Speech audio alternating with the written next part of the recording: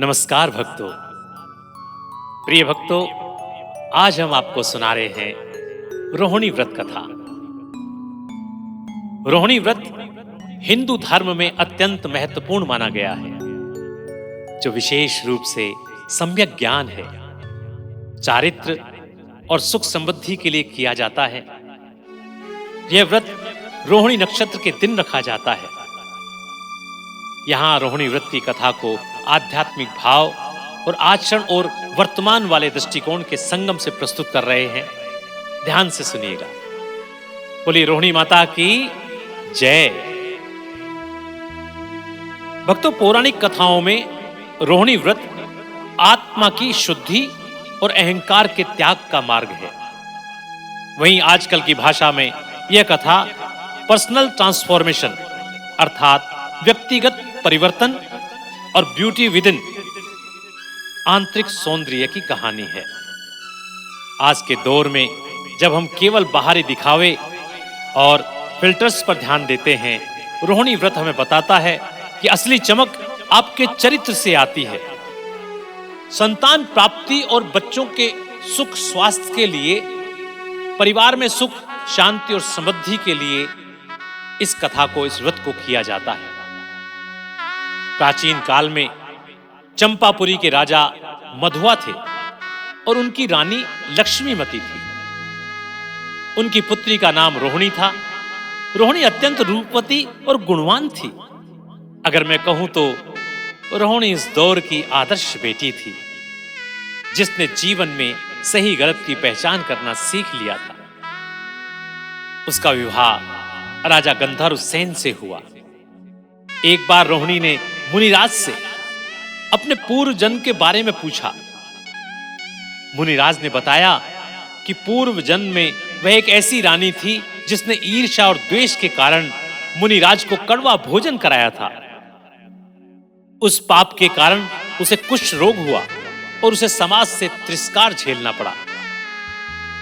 यह वही था जिसे आजकल हम नेगेटिव वाइब्स या बैड कर्मा कहते हैं।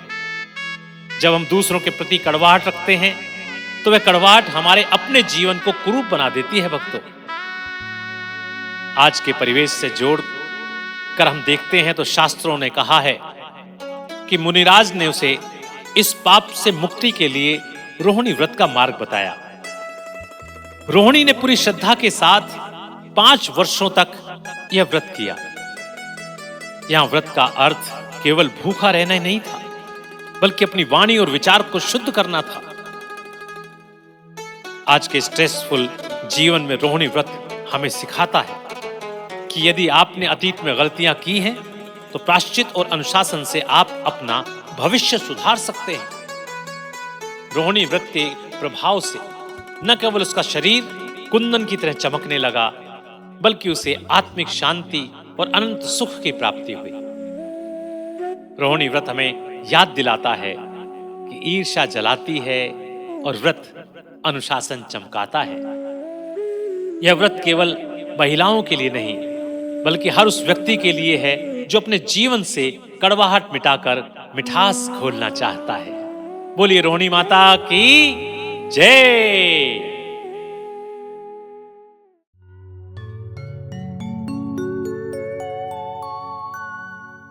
नमस्कार भक्तों। प्रिय भक्तों, आज हम आपको सुना रहे हैं रोहिणी व्रत कथा। रोहिणी व्रत हिंदू धर्म में अत्यंत महत्वपूर्ण माना गया है, जो विशेष रूप से सम्यक ज्ञान है, चारित्र और सुख समृद्धि के लिए किया जाता है। यह व्रत रोहिणी नक्षत्र के दिन रखा जाता है। यहां रोहिणी व्रत की कथा को आध्यात्मिक भाव और आचरण और वर्तमान वाले दृष्टिकोण के संगम से प्रस्तुत कर रहे हैं। ध्यान से सुनिएगा। बोलिए रोहिणी माता की जय। भक्तों, पौराणिक कथाओं में रोहिणी व्रत आत्मा की शुद्धि और अहंकार के त्याग का मार्ग है।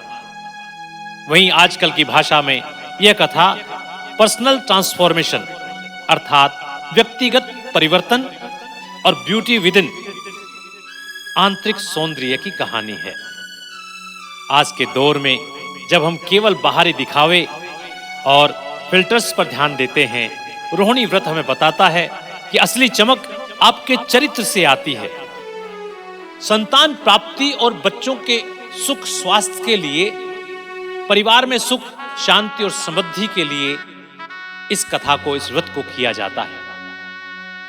प्राचीन काल में चंपापुरी के राजा मधुआ थे और उनकी रानी लक्ष्मीमती थी। उनकी पुत्री का नाम रोहिणी था। रोहिणी अत्यंत रूपवती और गुणवान थी। अगर मैं कहूं तो रोहिणी इस दौर की आदर्श बेटी थी, जिसने जीवन में सही गलत की पहचान करना सीख लिया था। उसका विवाह राजा गंधर्व सेन से हुआ। एक बार रोहिणी ने मुनिराज से अपने पूर्व जन्म के बारे में पूछा। मुनिराज ने बताया कि पूर्व जन्म में वह एक ऐसी रानी थी जिसने ईर्ष्या और द्वेष के कारण मुनिराज को कड़वा भोजन कराया था। उस पाप के कारण उसे कुष्ठ रोग हुआ और उसे समाज से तिरस्कार झेलना पड़ा। यह वही था जिसे आजकल हम नेगेटिव वाइब्स या बैड कर्मा कहते हैं। जब हम दूसरों के प्रति कड़वाहट रखते हैं तो वह कड़वाहट हमारे अपने जीवन को कुरूप बना देती है। भक्तों, आज के परिवेश से जोड़ कर हम देखते हैं तो शास्त्रों ने कहा है कि मुनिराज ने उसे इस पाप से मुक्ति के लिए रोहिणी व्रत का मार्ग बताया। रोहिणी ने पूरी श्रद्धा के साथ 5 वर्षों तक यह व्रत किया। यहां व्रत का अर्थ केवल भूखा रहना ही नहीं था, बल्कि अपनी वाणी और विचार को शुद्ध करना था। आज के स्ट्रेसफुल जीवन में रोहिणी व्रत हमें सिखाता है कि यदि आपने अतीत में गलतियां की हैं, तो प्रायश्चित और अनुशासन से आप अपना भविष्य सुधार सकते हैं। रोहिणी व्रत के प्रभाव से न केवल उसका शरीर कुंदन की तरह चमकने लगा, बल्कि उसे आत्मिक शांति और अनंत सुख की प्राप्ति हुई। रोहिणी व्रत हमें याद दिलाता है कि ईर्ष्या जलाती है और व्रत अनुशासन चमकाता है। यह व्रत केवल महिलाओं के लिए नहीं, बल्कि हर उस व्यक्ति के लिए है जो अपने जीवन से कड़वाहट मिटाकर मिठास घोलना चाहता है। बोलिए रोहिणी माता की जय।